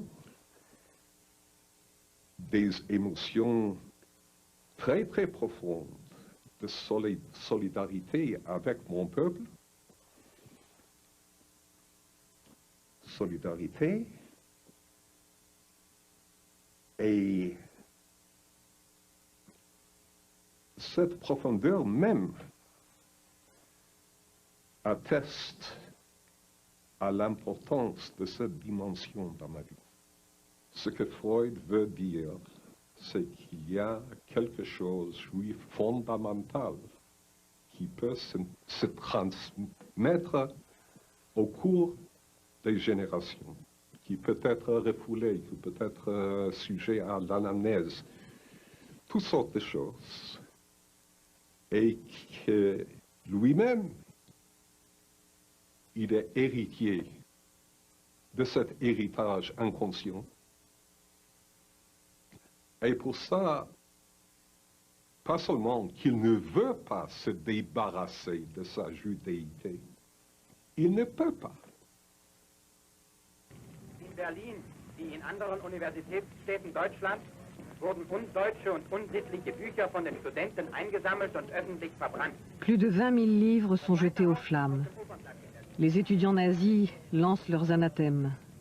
Contre l'exaltation des instincts corrupteurs d'âme, nous livrons aux flammes les écrits de Sigmund Freud. Quel progrès nous faisons. Au Moyen-Âge, on m'aurait brûlé. Aujourd'hui, on se contente de brûler mes livres. Avec ses lois raciales, le nazisme modifie violemment le paysage de la psychanalyse en Allemagne. Das Trennende waren ja dann die nationalsozialistische Rassengesetzgebung und die Hoffnung der nicht-jüdischen Analytiker bleiben zu können und unterstützt von Jones, der sich dafür einsetzte, dass die Psychoanalyse auch formal in Deutschland bleiben könnte. Und das ging auf Kosten der jüdischen Kollegen. Auf der anderen Seite muss man wirklich sehen, dass Jones also ganz großartige Hilfe denen geboten hat, die Deutschland verlassen mussten. Also er spielte da eine ganz schwer zu durchschauende Rolle. Freud ne s'oppose pas à cette politique de collaboration avec le nazisme soutenue par Jones. La quasi-totalité des praticiens juifs prennent la voie d'un grand exil américain.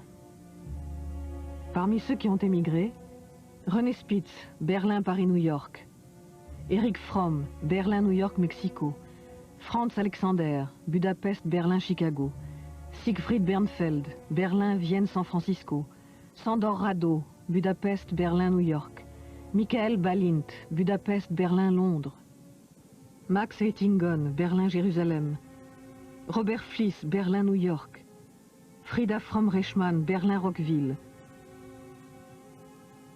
Hélène Deutsch, Berlin-Boston.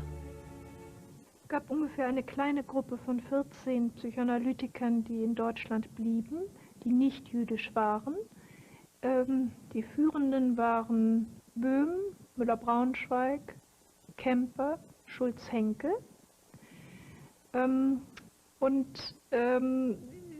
Ich möchte mal sagen, gemessen an den emigrierenden jüdischen Psychoanalytikern waren sie wirklich unbedeutend von dem, was sie geschrieben haben, von ihren geistigen Produkten her gesehen. Und es ist schwer zu sagen, aber ich denke, sie hatten einfach da auch eine Chance, sich der politischen Verhältnisse zu bedienen. Sie wären mit diesen jüdischen Rivalen und Konkurrenten nie auf einen grünen Zweig gekommen. La Polyclinique de Berlin devient l'Institut Göring, du nom du médiocre personnage qui la dirige, Matthias Henrik Göring, cousin du maréchal et organisateur d'une psychothérapie dite arianisée. En 1938, l'Institut Göring est placé sous la protection directe de Hitler. Parmi les freudiens qui acceptent de poursuivre leurs activités, Félix Boehm contribue à l'assimilation des homosexuels à des déviants. Karl Müller-Braunschweig défend l'utilité de la psychanalyse pour l'État national-socialiste. Werner Kemper participe au dépistage des névroses de guerre pour la Wehrmacht. L'Institut Göring se glorifie d'assurer le traitement psychanalytique gratuit de patients issus de toutes les classes sociales, à l'exception des Juifs. Die Terminologie der Psychoanalyse wurde verboten. Man durfte nicht von Ödipus, von Libido sprechen. Es gab eine strenge Sprachregelung. Also von daher muss man dann wirklich fragen, was ist denn nun noch psychoanalytisch an der erhaltenen Psychoanalyse? Ist denn da noch was, was psychoanalytisch genannt werden kann?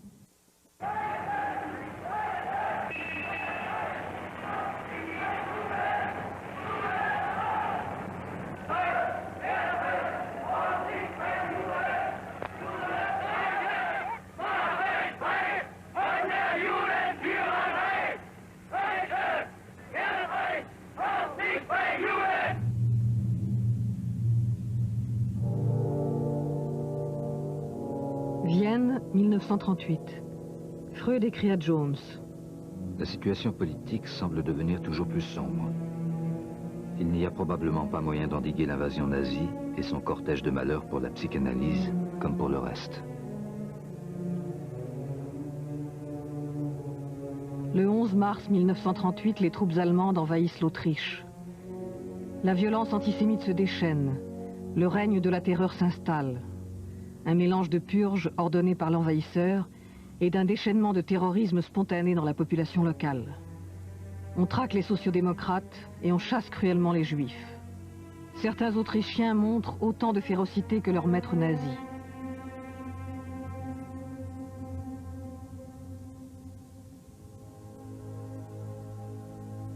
Dans sa très brève chronique qu'il tient depuis 1929, Freud écrit le jour de l'Anschluss « Finis Austriae », fin de l'Autriche.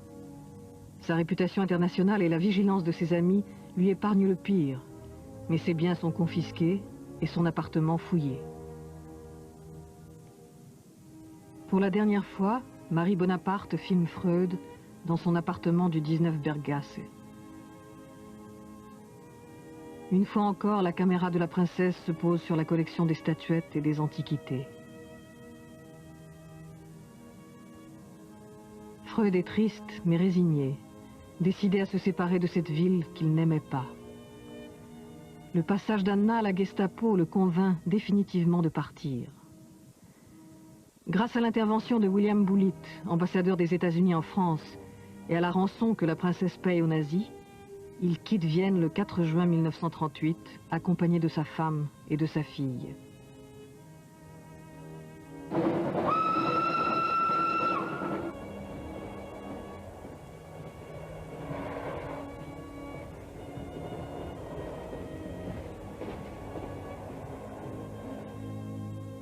Ces 4 sœurs disparaîtront dans les ténèbres de la solution finale. Dolphy et Mitzi à Theresienstadt, Paula à Malitrostinek, Rosa à Treblinka. Freud arrive le 5 juin à Paris. Il passe sa journée dans les jardins de l'hôtel particulier où Marie Bonaparte a réuni des amis. Ce jour-là, Yvette Gilbert a chanté pour lui. J'ai verts yeux et fins sourcils, le chef blond, le nez très tisse, rond menton, blanche gorgette. Dites, dites-moi, suis-je belle? Et dites-moi, suis-je belle, moi?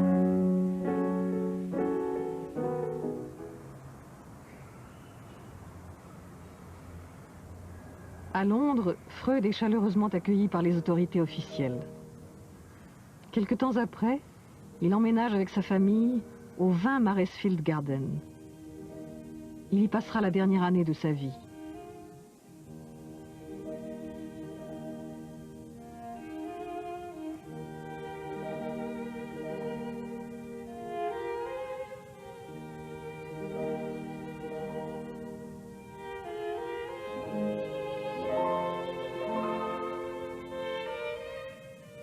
Toujours entouré de ses chères statuettes, Freud consacre tout son temps à achever son dernier ouvrage, L'homme Moïse et la religion monothéiste.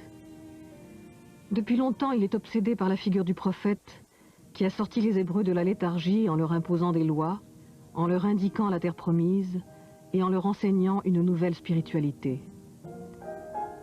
Freud se demande une fois de plus comment le juif est devenu juif et pourquoi il s'est attiré une haine éternelle.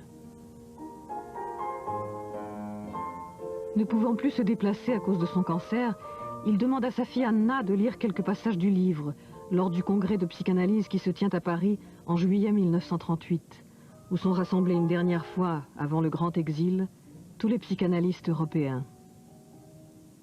Et ce passage, ou un des passages, raconte l'histoire traditionnelle juive du rabbin Yochanan ben Zakkai, qui vivait au temps de la destruction du second temple et de la dispersion des Juifs et vivait toute la catastrophe. Mais Yochanan ben Zakkai, dans le Talmud, ne perd pas l'espoir, au contraire. Selon l'histoire traditionnelle, il demande la petite ville de Yavne, en Israël, pour ériger une école. Et dans la tradition juive, et peut-être aussi dans la réalité, c'était cette activité. Sans temple, il y a l'école. D'étudier les textes classiques, de les commenter, de faire des exégèses nouvelles qui a sauvé le judaïsme. Et il n'y a pas de question que Freud a trouvé ici, dans cette histoire, et veut communiquer cette histoire à l'international, que c'est une parabole pour la situation actuelle. Vienne, c'était Jérusalem, dans le mouvement psychanalytique. Maintenant, même Vienne. Et du point de vue du mouvement, est détruit. Mais pas de perdre l'espoir. Ce qui a sauvé le judaïsme sauvera aussi la psychanalyse.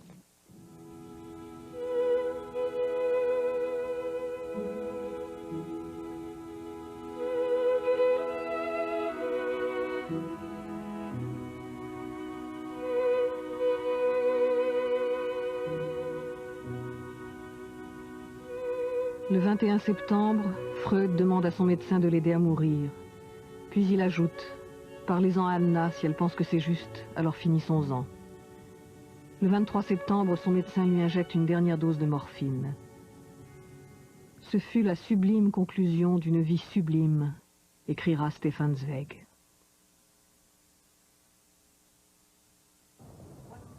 L'arrivée des Viennois à Londres crée une situation complexe. Elle accentue la rivalité entre Anna Freud et Mélanie Klein à propos de l'analyse des jeunes enfants.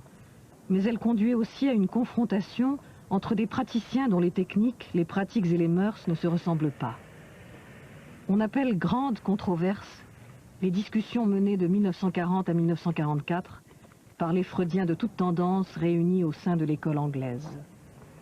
But besides the fight between Anna Freud and Klein as such, what is so important and so fascinating in the controversies as such is this discussion on the way in which Freud can be interpreted, or should be interpreted, or could be interpreted. Alors que les bombes allemandes déchirent le ciel, les grandes controverses se poursuivent. Puisque la guerre doit donner naissance à un monde entièrement différent de celui qu'ils ont connu, les Anglais et les exilés viennois font éclater leurs divergences sur la pratique et la formation des analystes. À la fin de la guerre, cette bataille d'Angleterre s'achève par un accord entre les différents protagonistes. From the great controversies, you can see already the three groups coming out. From one side, the Kleinians were allowed to go on with their own point of view. From another side, the Anna Freudians were allowed to stay in the society, although immediately after the war, Anna Freud created the Hampstead Clinics, in some way her own group, a bit outside of the society. But nevertheless, a lot of the Freudians worked inside the society, they trained people, and later on they created what today is called the neo-Freudian, the contemporary Freudian group. In between them, the indigenous group started to become more visible. Analysé par James Strachey, formé par Mélanie Klein, Donald Woods Winnicott devient la figure de proue du groupe des indépendants. Pédiatre, il s'intéresse essentiellement à l'environnement de l'enfant, à la manière dont s'effectue la transition entre le monde du fantasme et le monde de la réalité. En 1945, Marie Bonaparte reprend ses activités à la Société psychanalytique de Paris. Tyrannique et tournée vers le passé, elle n'occupe plus la même position face à l'émergence d'une nouvelle génération. La France va être très forte à partir de 1945 face à l'école anglaise, parce que toute l'Europe continentale est vidée des sociétés analytiques. Donc, bien entendu, à partir de 1945, ça n'existe plus en Allemagne, en Autriche, en Hongrie et dans tous les autres pays. L'Italie a été laminée, elle aussi, par le fascisme. Donc là, la France va être même le premier et le seul pays du continent à avoir une puissance psychanalytique face à l'école anglaise et face à l'école américaine. Et c'est ce qui explique qu'elle va conquérir une partie du monde latino-américain. Donc la puissance française, c'est 1945. Et avec évidemment deux grands personnages, Françoise Dolto, qui émerge à partir de 1938, et Lacan à partir de 1932. Mais leur parcours, dans l'histoire des générations mondiales de la psychanalyse, ils sont contemporains de Winnicott, donc de ce qu'on appelle la troisième génération psychanalytique, c'est-à-dire ceux qui n'ont pas connu Freud. Psychiatre de formation, marqué par le surréalisme et la philosophie allemande, Jacques Lacan sera le dernier des grands interprètes de la pensée freudienne. Il fera école non seulement en France, mais en Europe et sur le continent latino-américain. Face à l'empirisme anglo-saxon et contre la tradition adaptative américaine, il redonnera à la psychanalyse son idéal de subversion perdu depuis la défaite des empires centraux. Il fera de l'inconscient un lieu de langage. Auprès de lui, Françoise Dolto, excellente clinicienne, sera une pionnière originale de l'analyse des jeunes enfants.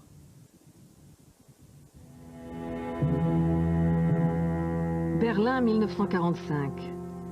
L'Institut Göring est réduit en cendres.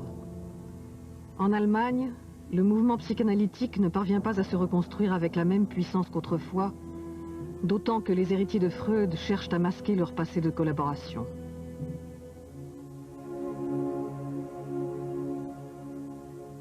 Le déferlement du nazisme contraignit les disciples de Freud à modifier sa théorie originelle imprégnée de métaphysique et de pessimisme.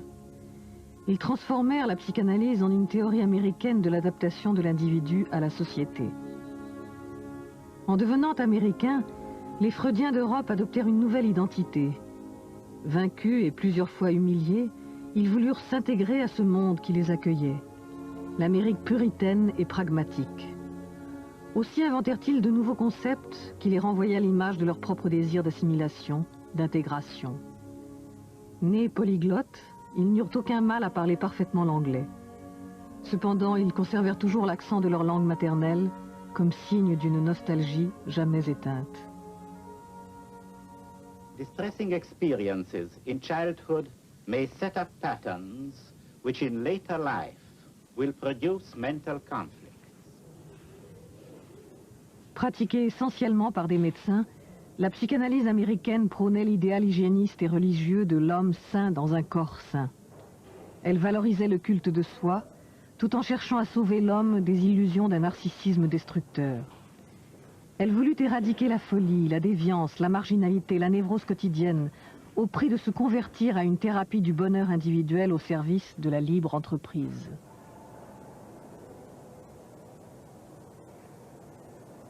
À partir de 1970, elle connut un véritable déclin. Trop fragile, trop empirique et trop inféodée au savoir médical, elle ne put résister au puissant essor de la pharmacologie qui croyait guérir à coups de pilule la mélancolie de l'âme et les malheurs de la société. The last book that he ever wrote, the outline of psychoanalysis, which he didn't finish, lived to finish, and the outline of psychoanalysis, Freud writes, and most people have never gotten to this point, that the time may come, he said, when the psychoanalytic therapy, the couch and all that, will be supplanted by something else. And the day may come when there will be medication which will not just make you feel better, like having, you know, a bottle of wine, but really make a genuine change in your mind. And this may come. And when it comes, then perhaps psychoanalysis, which is expensive and slow, but lasts long, will be supplanted by this new technique. But even if Freud is right in this speculation, I would still think that what he says about human nature at work, which is incomplete the way he puts it, is still, you know, the best way to look at it, absolutely.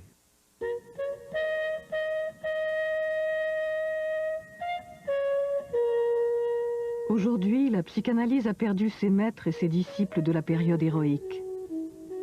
Mais elle s'est implantée dans tous les pays démocratiques de la planète. Née de la philosophie des Lumières, du romantisme et de la contestation du nihilisme thérapeutique, elle a su se mettre à l'écoute du malaise collectif et de la souffrance individuelle. Et pourtant, elle est toujours en butte à de nouvelles attaques. Contestée par les adeptes d'un retour aux formes primitives de psychothérapie, d'hypnose ou de magie, et par les tenants d'une explication purement mécanique du corps et de l'esprit, elle a cependant été adoptée par plus de 25 000 praticiens dans le monde et par des milliers de patients. C'est à eux, à ces praticiens anonymes et à leurs patients que ce film est dédié. Car c'est eux qui réinventent au jour le jour le grand souffle de l'utopie freudienne.